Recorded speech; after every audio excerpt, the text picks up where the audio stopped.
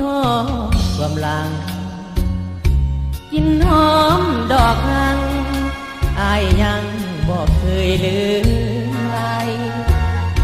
จากน้องมานานทุกวันสุดที่มองไม่ยินเสียงน้องทั้งควรทั้งใดซึ่งใจสุดเหลือขนาดเห็นข้าวสุกเหลืองต่อเฟืองเหี่ยวแห้งเดือนห้า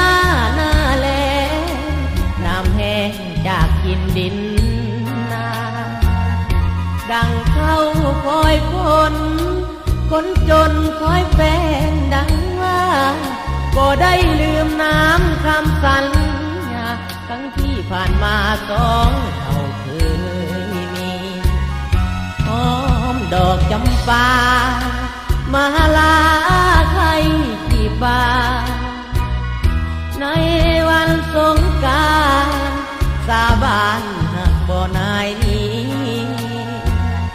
ด้วยความยากจนหน้ามนต์ไอ้แสนเต็มทีเข้าของเงินทองบ่มี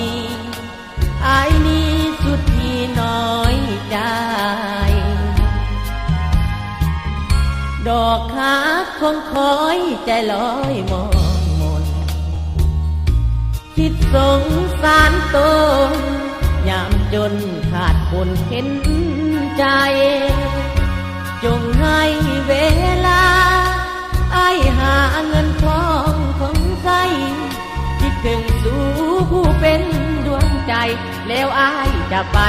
สู่ขอแต่งงาน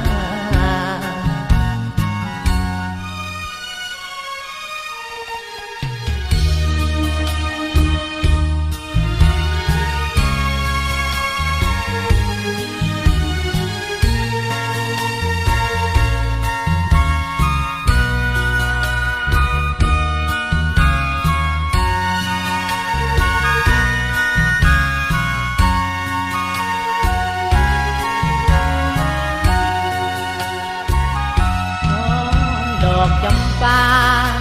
มาลาใครที่บ้านใน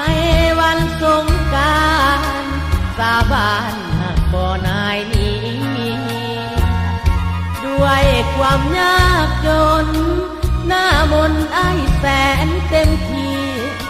เข้าของเงินทองบ่มีไอ้นี้สุดที่น้อยใจ